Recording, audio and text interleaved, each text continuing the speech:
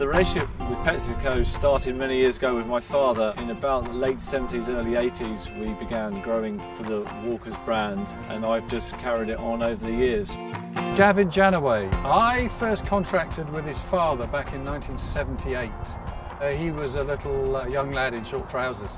I knew that he was going to be taking over the farm from his father. And so as he was growing up, I detected that there was a great interest there. It was a natural evolution. And with Gavin, of course, he's got a real natural interest in sustainability.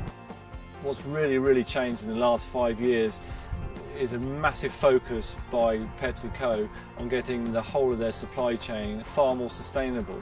And we've reduced our carbon emissions up to 42%. We're using water more efficiently, and we've got more intelligent ways of determining when the crop needs water and how much to put on it.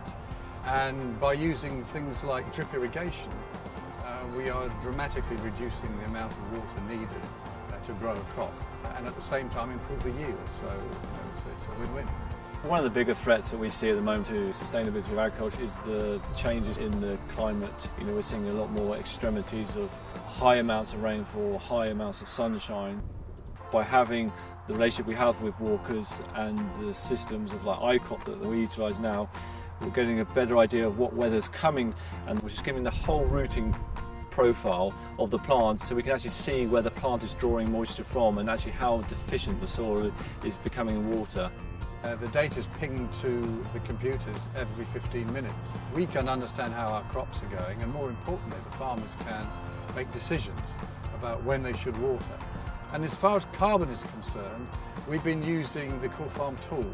Now that sits on your laptop. It will give you a carbon footprint. You can model it. You can say, well, if I'd use less of this or more of that, what would that do to my carbon footprint?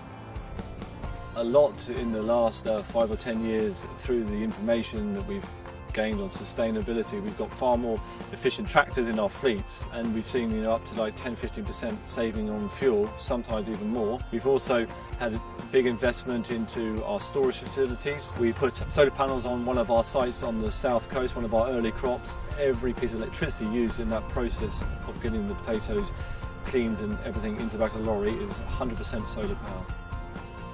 The future for the PepsiCo-Whitewater relationship, I think, looks very good. I think we've got a good partnership here, based on a long-term relationship, but also looking ahead to developing new technologies and developing sustainability.